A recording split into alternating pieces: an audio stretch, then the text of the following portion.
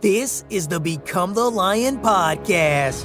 If you are aiming to become the top in your industry, not second, not above average, the top, then you have come to the right place.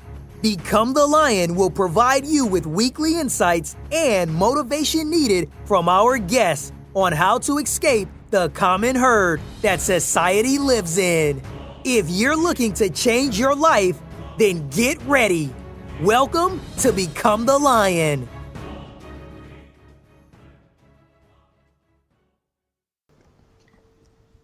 Hi, this is Trevor and Nicholas from Become the Lion, and today on the show we have Myke Macapinlac. And Myke, for our audience out there who might not know you, do you mind giving them some context on who you are and what you're doing with your life? Yeah, for sure, man. So my name is Myke Macapinlac. I'm the program director of Social Confidence Mastery. And what we do is we help shy guys improve their social confidence so that they can succeed in their personal, romantic, and professional lives. Myke, how did you get started with Social Confidence Mastery? So everything started because I wanted to solve my own problems, right? So back in 2003, my family and I immigrated to Canada from the Philippines, and like the first few years being in a new country was a huge struggle for me, for a few things. Number one, back then I used to be massively overweight, so I used to weigh 200 pounds, and I was only 5'5", so I wasn't very tall.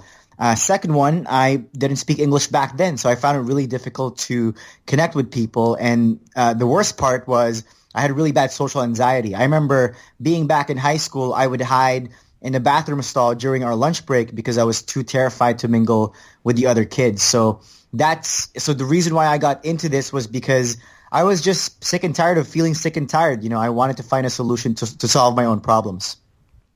Was there a certain event in your life that happened to make you just really just go all in and just like there was like a final straw that you said enough is enough and I'm just going to go make a better version of myself? Yeah, so it all started after a really bad breakup with the first girl that I dated, and I just felt like at that moment I didn't have my life in control. I didn't know how to create options for myself, and that's when I made a decision to do something different about this part of my life. How did you get past your social anxiety?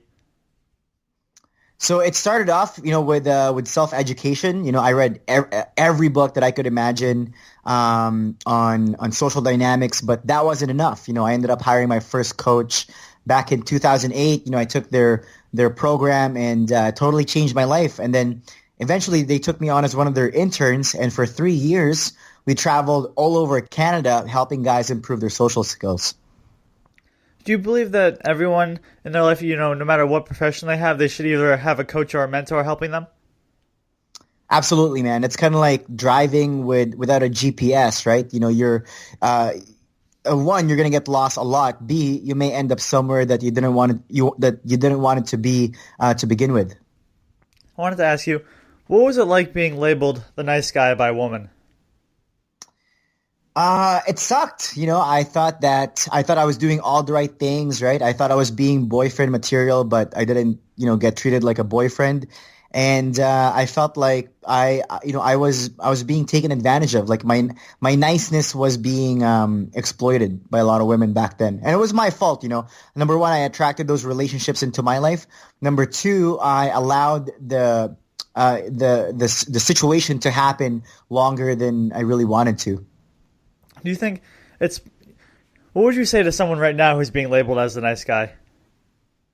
I say grow a pair, man. Like really get clear on who you are and what you want, and be courageous. Like start taking actions towards becoming your ideal self, and your happiness should never depend on anything but from within. How can someone go about creating the relationship they want? So kind of like what I said, like you have to be clear about your ideal relationship, the kind of girlfriend or friends or even business relationships you want. You have to be clear about that. Number two is you have to cultivate traits that will make it a win-win on both ends. So, like now that you know what you're looking for, you got to put yourself in their shoes.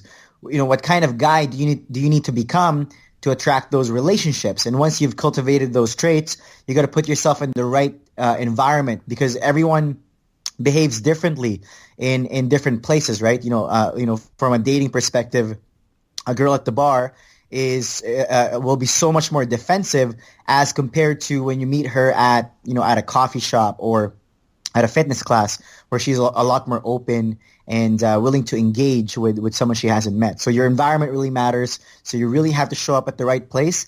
And the last thing that I would say is you have to take twice the action as the amount of information that you consume. So I call this just-in-time learning. Only consume information that's relevant to you at that moment. Do it before you consume any more information. And then my last piece of advice is you can't take rejection personally, because you don't know what's going on in people's lives. Like maybe some of them are having a bad day. Maybe some of them are just not into someone like you. Either case, like, it doesn't make you any less of a person just because, the person didn't like you to begin with, right? It's their issue, not yours. Do you think getting rejected is a good thing? Absolutely, because time is your most valuable asset and you can't make more of it. So by getting rejected, it shows very quickly what kind of person they are. So, you don't have to spend time with someone who's not going to be a good fit for you. The divorce rate right now is around 50%. Do you think that's because people just settle in the relationships and even if they know they want better, they just stay within that comfort zone of the person they're with? That's part of it. I think another part of it too, and mind you, I've worked with a lot of guys for over 5 years.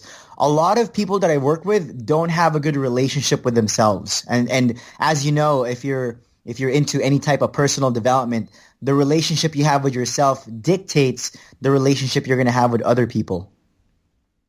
Do you still have any fears that you have to overcome, or you think that you'll be able to conquer? I have fears every single day, man.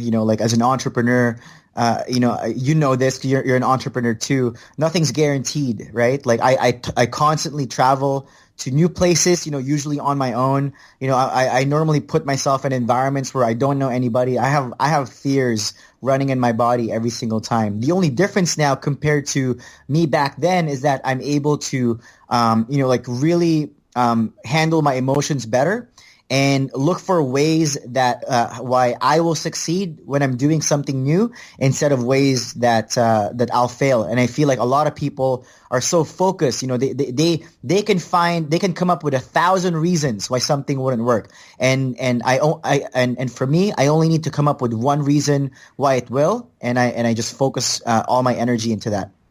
Do you think people let their emotions control them rather than them controlling their emotions? Yeah, so a big part of this is people not having a daily practice of meditation and visualization. So kind of like what I mentioned earlier, when you meditate and you visualize, you're spending time with yourself, right? You're sitting through with your feelings, you're getting really clear about what you want, you're being mindful of what you put inside your head. And I think a lot of people don't do that. So now they become extremely reactive with what's happening around them instead of being responsive. So meditation and visualization, that's done for me is it's allowed me to, create space, right, between whatever is happening around me and how I choose to respond to that situation. I know some guys who might be listening to this, they believe that they can only pick up girls at the bar or the club. Would you recommend them any other places where they can go to meet girls? So personally, I think going to bars and clubs are by far the worst place to meet women, and I'll tell you why. Number one, it's expensive, right? $10 cover, $7 drinks, right? $20 cab rides, it all adds up. And the second thing, most women who go there, they're defensive. They've been hit on all night by a bunch of guys, and for the most part, they're there to have fun and mingle with their friends. Number three, there's no way to distinguish yourself from other guys, right? So if you're not classically tall, good looking or built like myself, I'm not classically good looking. I'm not very tall. I'm not very built. If I put myself in those situations compared to other guys, my social value is lower compared to if I meet girls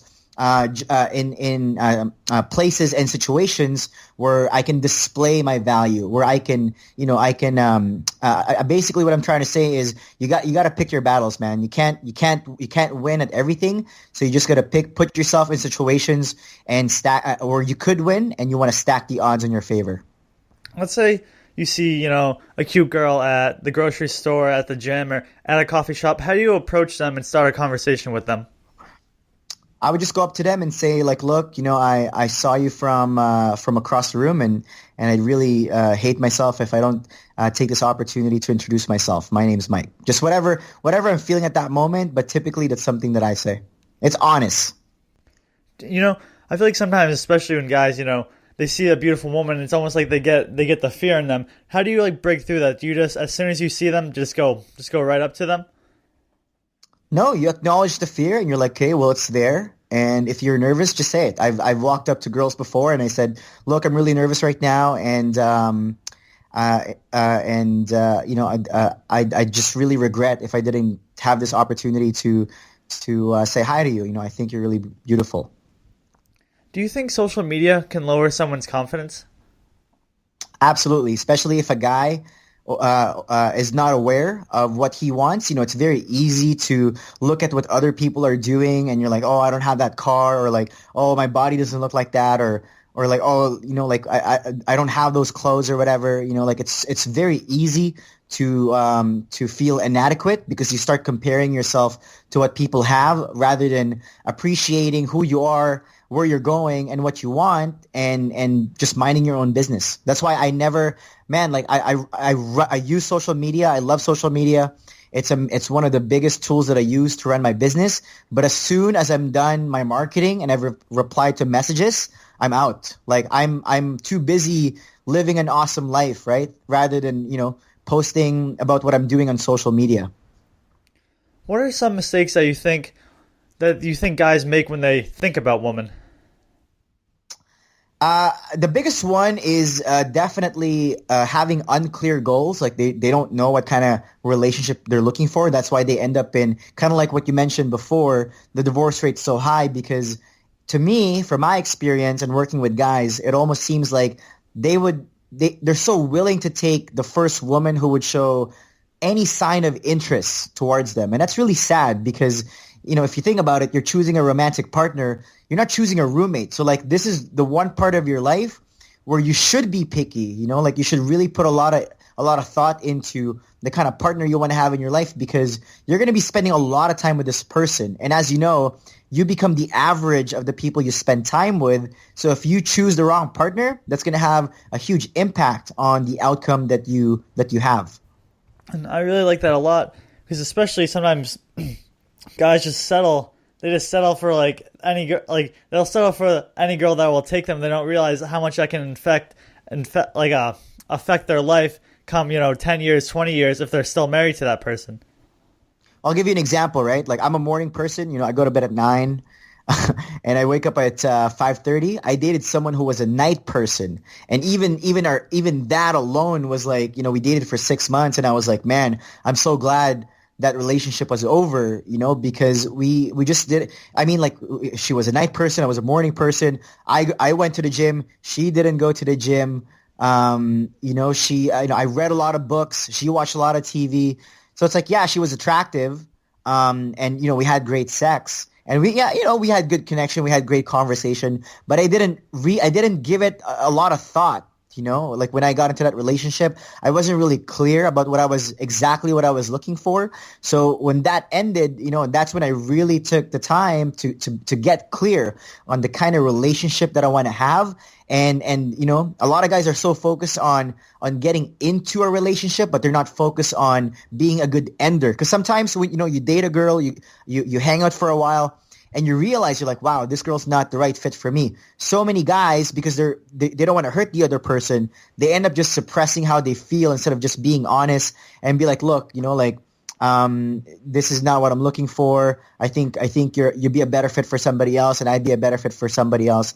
I think we should just end this now. And I didn't have the courage to do that back then because, like what I said, I didn't know what I was looking for.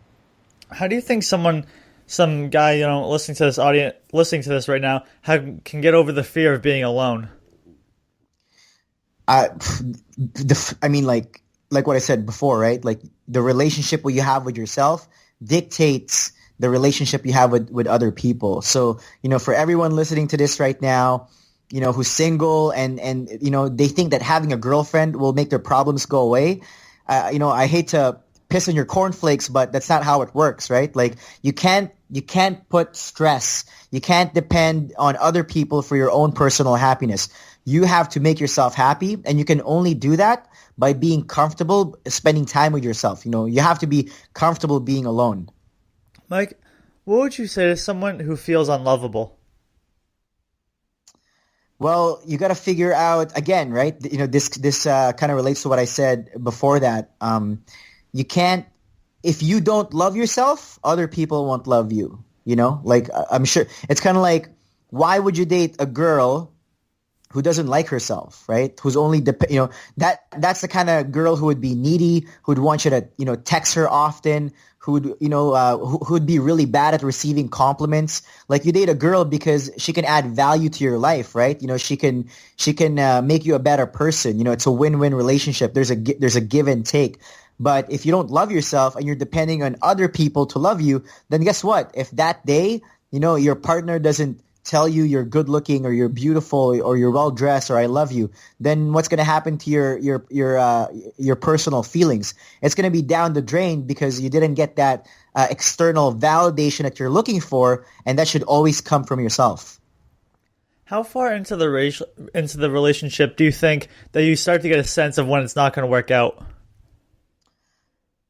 Man, to be honest, like I know it's not gonna work out within the first date, like within even like the first 10 minutes, to be honest. Because like what I said, right? If you're clear about the kind of relationship you're looking for, then you can ask the right questions, right? And you can also get a vibe for like what kind of what type of person that is. So for me, like what I said, I value fitness, I value ambition. That's a big part of what I look for in a partner. I value open-mindedness. I value, be adventurous. So, I'll ask her things like, oh, so like, which gym do you work out at? Like little things like that. Or I'll ask her, tell me about the last place you've traveled to. Or if you have $1,000 right now, like where would you go and why? Like those, I mean, don't just copy those things. I mean, those things that I ask are very intentional because the answer to those questions from a girl will depend whether I want to see this person or not. Like I'm qualifying her based on the questions that I ask because I know what I'm looking for, and that's the chooser mentality, right? Instead of being someone who's always waiting to be chosen. And I really like how you bring up your values, and let's say you like working out and you dated a girl who didn't like to work out. I just feel like sometimes guys might just stop working out so to please the other woman. It's kind of like just backwards. Exactly. I mean, like when I dated that girl who was a night person, I'd stay up like till like 11 or midnight, and I'd be miserable the next day because it messes up my sleeping pattern, right? But I did that because I didn't want to be a bad partner, not knowing that.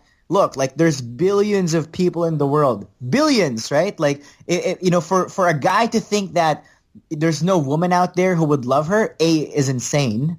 B, right? Like there's going to be someone out there who would be a perfectly good match for you. So it's always better to hold out instead of selling out. Do you think people have to put themselves out there more? Because sometimes they might say, hey, like there's no one out there for me, and they just like hold themselves in. Sorry, can you say that again? Like, let's say, do you ever like coach people that say like they don't even try to date because they just don't think that there is anyone for them? Okay, so the biggest thing that I tell my guys is, mutual interest is the foundation of every great relationship, right? It's so much easier to spend time with someone, whether it's a girlfriend or, even friends, right? Even someone that you're going to do business with. It's so much easier to be around someone who shares the same values as you. Mutual interest is something that you always want to look for. That's why it's so much easier to find, the right relationships in your life, not just romantic, but, personal and professional, if you just find your passion, right? Keep doing what you love, and the right relationships will show themselves. Find your purpose, be on your path, and invite people along your journey. Myke, this interview has been excellent so far. And now we're going to enter the Lions round, where I'm just going to ask you a couple of quick questions before we end the show today. Sure. What would you say to someone who's just starting out and going after their dream? I would say the answer is within yourself. So really take some time and sit down, sit with yourself, sit in silence, find a quiet spot, with a piece of paper and a pen, and just keep asking yourself this question: what do I want? What do I want? Right? And whatever answer comes up, write it down, and keep doing that. Because I think that's where most guys fail. They don't know what they want. Myke, do you happen to have 2 or 3 books that you would recommend for our audience to read? Yes. So the first one is called Psycho-Cybernetics by Maxwell Maltz. And the reason why I love this book is because, it really talks about how your self-image influences the results that you have. And if you don't change your self-image, everything you do will be short-term. Another book that I'd recommend would be, I would say, Daring Greatly by Brene Brown, especially for guys who are listening. I think vulnerability is I think a lot of guys get into problems because they're not vulnerable. They're not honest with themselves, and they have a hard time expressing to other people what they want and how they feel. So I think that's a really good book for guys. And then the last book that I'd recommend would be a book by Viktor Frankl. What's that book again? Man's Search for Meaning? Man's Search for Meaning, exactly. And I love that book because I think a lot of guys make a big deal about like the little problems they have. And then here's a guy who survived, the concentration camps. And I'll never forget that lesson. He's like, even though he's going through a lot of hardships, the one thing that can never be taken away from him is the meaning he chooses to his situation. And I think a lot of guys are unhappy because, or they feel like they're going to be happy because, when they get the promotion, when they buy the new car, when they get the girlfriend. But Viktor Frankl, in his book, talks about if you want to be happy, you just got to be happy. It's a decision you make. You can't be happy because, I like that because people just think they're going to be, I just like when you just talk about how people have the next promotion or the next girlfriend and they just don't realize that they have to be happy now because then eventually they can go chasing their entire life and then never become happy. Well, you're chasing a moving target. You'll actually never catch it. Myke, last question of the day. Where can our audience find you? Yeah, so I've got a free cheat sheet that I put together to help shy guys go from shy to social as quickly as possible, and they can download that if they just go to socialconfidencemastery.com. You can get that cheat sheet. I got a podcast there, free blog posts and all my social media links. Myke, I'd just like to say thank you so much for taking the time today to speak with our audience. Of course, man. Thanks for having me. Thanks for listening to Become the Lion. Everything from today's show will be in our show notes on our website. Don't forget to subscribe and leave a review on iTunes. Till next week, don't stop grinding.